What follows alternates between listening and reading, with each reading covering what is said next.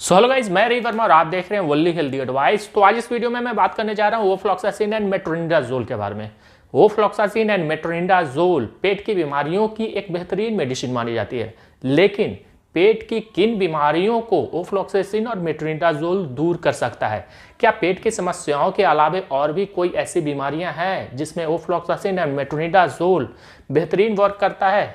तो आज इस वीडियो में पूरी तरह से ओफ्लॉक्सासिन एंड मेट्रोनिडाजोल के बारे में बात की जाएगी। इसके यूजेस क्या हो सकते हैं, इसके डोजेस क्या हो सकते हैं। मोस्ट इंपॉर्टेंट इसके डोजेस काफ़ी इंपॉर्टेंट होंगे, क्योंकि छोटे बच्चों से लेकर बड़े बुजुर्गों तक में ओफ्लॉक्सासिन एंड मेट्रोनिडाजोल का इस्तेमाल किया जाता है। तो बच्चों में इसके डोजेस क्या हो सकते हैं, इसके साइड इफेक्ट के बारे में और कुछ इसके प्रिकॉशन के बारे में। तो बने रहिए इस वीडियो में। वीडियो लाइक करें और शेयर जरूर करें ताकि ये इन्फॉर्मेशन दूसरे लोगों तक पहुँच सके।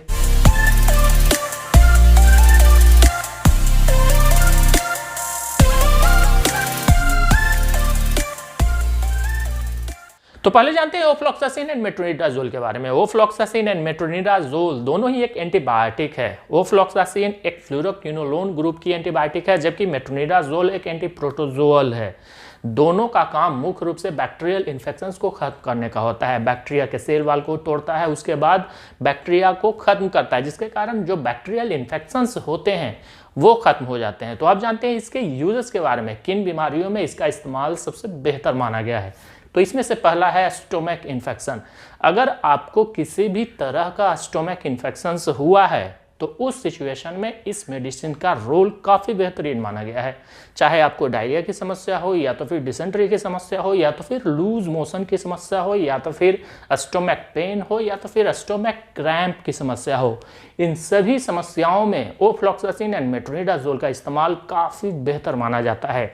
अगर आपको डायरिया की समस्या है तो डायरिया की समस्या अगर सीवियर स्टेज तक आती है तब ओफ्लॉक्सासिन और निडाजोल का इस्तेमाल किया जाता है। डायरिया और डिसेंट्री में क्या डिफरेंस होता है, अगर आप ये नहीं जानते हैं तो उसके रिगार्डिंग मैंने वीडियो बना रखा है।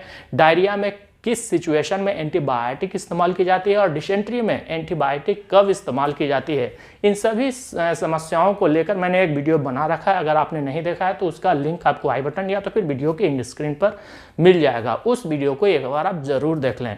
तो अगर आपको डायरिया की समस्या है तो उस सिचुएशन में भी ओफ्लॉक्सासिन मेट्रोनिडाजोल का इस्तेमाल किया जाता है। अगर आपको डिसेंट्री की समस्या है तो डिसेंट्री में एंटीबायोटिक के बिना उस डिसेंट्री को ठीक नहीं किया जा सकता है। तो ओफ्लॉक्सासिन एंड मेट्रोनिडाजोल डिसेंट्री की समस्या में भी चलाई जाती है।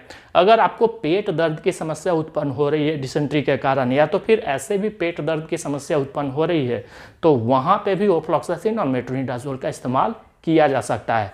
अगर स्टोमक क्रैम्प की समस्या हो रही है, यानी पेट में ममोरे की समस्या हो रही है, तो उस सिचुएशन में भी ओफ्लॉक्सासिन एंड मेट्रोनिडाजोल का इस्तेमाल किया जाता है। तो पेट से रिलेटेड अगर किसी भी तरह की आपको समस्या है जिसके कारण आपको लूज मोशन की समस्या उत्पन्न हो रही हो, डायरिया, डिसेंट्री, या तो फिर पेट में दर्द की समस्या उत्पन्न हो रही हो, पेट में ममोरे की समस्या उत्पन्न हो रही हो, तो उन सभी समस्याओं में ओफ्लॉक्सासिन एंड मेट्रोनिडाजोल का इस्तेमाल काफ़ी बेहतर माना जाता है।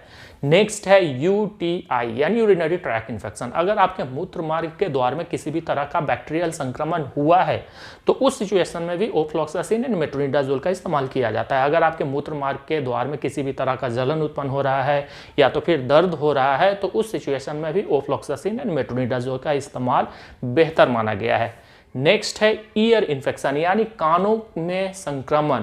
अगर आपके कानों में किसी भी तरह का संक्रमण हुआ है, यानी ओटाइटिस मीडिया की भी प्रॉब्लम है, यानी middle ear problem, middle ear infections, अगर आपके कानों के बीच में किसी भी तरह का संक्रमण उत्पन्न हुआ है तो उस सिचुएशन में भी ओफ्लॉक्सासिन एंड मेट्रोनिडाजोल का इस्तेमाल किया जाता है। आई इन्फेक्शंस में भी ओफ्लॉक्सासिन एंड मेट्रोनिडाजोल का इस्तेमाल किया जाता है। अगर आपके आंखों में किसी भी तरह का संक्रमण हुआ है, बैक्टीरियल संक्रमण हुआ है जिसके कारण आंख लाल हो चुकी हो, आंखों में दर्द उत्पन्न हो रहा हो, तो उस सिचुएशन में भी ओफ्लॉक्सासिन एंड मेट्रोनिडाजोल का इस्तेमाल किया जाता है। तो स्टोमक प्रॉब्लम के अलावा भी कई ऐसी समस्याएं हैं जहां पे ओफ्लॉक्सासिन एंड मेट्रोनिडाजोल का इस्तेमाल काफी बेहतर देखा गया है। तो अब जानते हैं ओफ्लॉक्सासिन एंड मेट्रोनिडाजोल के साइड इफेक्ट के बारे में। हालांकि ओफ्लॉक्सासिन एंड मेट्रोनिडाजोल का साइड इफेक्ट सभी लोगों में नहीं देखा गया, लेकिन कुछ ऐसे लोग जरूर हैं जिनको ओफ्लॉक्सासिन एंड मेट्रोनिडाजोल के जरिए साइड इफेक्ट देखा गया है। तो अगर आपको किसी भी तरह का साइड इफेक्ट होता है तो वो मोस्टली फीवर की समस्या हो सकती है, यानी आपको बुखार आने की समस्या हो सकती है, आपको ठंड लगने की भी समस्या देखी गई है, नौजिया और वोमिटिंग की समस्या देखी गई है, यानी उल्टी और मतली की भी समस्या इसके साइड इफेक्ट के द्वारा देखा गया है। कॉन्स्टिपेशन यानी कब्ज की समस्या देखी गई है। आपको जॉन्डिस होने का भी खतरा बन सकता है। अगर किसी भी तरह का साइड इफेक्ट हुआ तो आपके स्किन येलोइश हो जाएंगे, आंखों का रंग येलोइश हो जाएगा, यानी जॉन्डिस होने का भी खतरा काफ़ी ज़्यादा बना हुआ रहता है ओफ्लॉक्सासिन एंड मेट्रोनिडाजोल के साइड इफेक्ट के कारण। सर दर्द की समस्या देखी गई है, टेंडन रिप्चर्स होने का भी खतरा बना हुआ रहता है, लेकिन ये काफ़ी रेयर साइड इफेक्ट्स में काउंट होते हैं। तो अगर आपको किसी भी तरह का ओफ्लॉक्सासिन एंड मेट्रोनिडाजोल के जरिए साइड इफेक्ट होता है तो आप तुरंत इस मेडिसिन का उपयोग बंद करें और अपने नज़दीकी डॉक्टर से संपर्क करें। मोस्टली अगर आपको ओफ्लॉक्सासिन से भी किसी भी तरह का एलर्जी है या तो फिर मेट्रोनिडाजोल के जरिए भी अगर आपको किसी भी तरह का एलर्जी है तो इन मेडिसिन का इस्तेमाल आप ना करें तो बेहतर होगा। तो आप जानते हैं इसके डोजेस के बारे में, आखिर ओफ्लॉक्सासिन एंड मेट्रोनिडाजोल का डोज क्या होगा, ये काफ़ी इंपॉर्टेंट होने जा रहा है क्योंकि इसके जो डोजेज हैं वो सीवियरिटी के ऊपर डिपेंड करता है। अगर किसी बच्चे को डायरिया की समस्या या तो फिर डिसेंट्री की समस्या काफ़ी ज़्यादा है तो उस सिचुएशन में ओफ्लॉक्सासिन एंड मेट्रोनिडाजोल के डोजेस बढ़ाए जा सकते हैं। अगर डिसेंट्री की समस्या काफ़ी कम है तो उस सिचुएशन में इसके डोजेस घटाए भी जा सकते हैं। लेकिन इसका जो डोजेज है वो फर्स्ट डोज अलग चलाया जाता है और जो मेंटेनेंस डोज होते हैं उसे अलग दी जाती है। तो इसका जो फर्स्ट डोज होगा वो 15 mg पर kg होगा। अगर आप किसी भी बच्चे को ओफ्लॉक्सासिन एंड मेट्रोनिडाजोल के डोज दे रहे हैं तो इसका जो फर्स्ट डोज होगा वो 15 mg पर kg के हिसाब से दी जा सकती है और इसके जो मेंटेनेंस डोज होंगे वो 7.5 mg पर kg एवरी 6 आवर दिया जा सकता है। अगर सीवियरिटी काफ़ी ज़्यादा है तो 7 से 10 दिनों तक इसका इस्तेमाल किया जा सकता है। अगर सीवियरिटी कम है तो 5 दिनों तक भी इसका इस्तेमाल किया जा सकता है। लेकिन मोस्टली इसका जो इस्तेमाल है वो सीवियरिटी के ऊपर, वेट और एज के ऊपर डिपेंड करता है। तो अगर किसी भी बच्चे को ओफ्लॉक्सासिन और मेट्रोनिडाजोल का इस्तेमाल करने की आवश्यकता पड़ती है तो इसके जो फर्स्ट डोज होंगे 15 mg पर kg और मेंटेनेंस डोज 7.5 mg पर kg एवरी 6 आवर के हिसाब से दी जा सकती है। आप जानते हैं इसके कुछ प्रिकॉशन के बारे में और इसके इंट्रैक्शन के बारे में, किन मेडिसिन के साथ इसका इंट्रैक्शन देखा गया है। तो इसके जो प्रिकॉशन है वो मोस्टली प्रेग्नेंट लेडी जो होती हैं और जो बच्चों को दूध पिला रही होती हैं, यानी लैक्टेशन वुमेन जो होती हैं, बच्चों को दूध पिलाने वाली जो महिलाएं होती हैं, उनमें इसका इस्तेमाल नहीं करने की सलाह दी जाती है।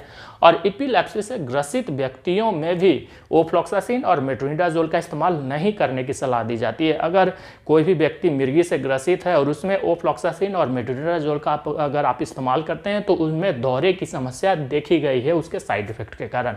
इसका जो इंट्रैक्शन है वो एस्प्रिन के साथ देखा गया है, एमॉक्सिक्लैब के साथ देखा गया है, डाइफेनाइल हाइड्रामीन के साथ भी इसका इंट्रैक्शन देखा गया है। अगर आप एमॉक्सिक्लैब के साथ या तो फिर एस्प्रिन के साथ इसका इस्तेमाल करते हैं तो हो सकता है इसका रिजल्ट आपको कम दिखे या तो फिर साइड इफेक्ट दिखने का भी चांसेस हो सकता है। तो इन मेडिसिन के साथ में ओफ्लॉक्सासिन और मेट्रोनिडाजोल का इस्तेमाल न करें तो बेहतर होगा। वीडियो को लाइक जरूर करें और हो सके तो इस वीडियो को शेयर करें ताकि ये इन्फॉर्मेशन दूसरे लोगों तक पहुंच सके।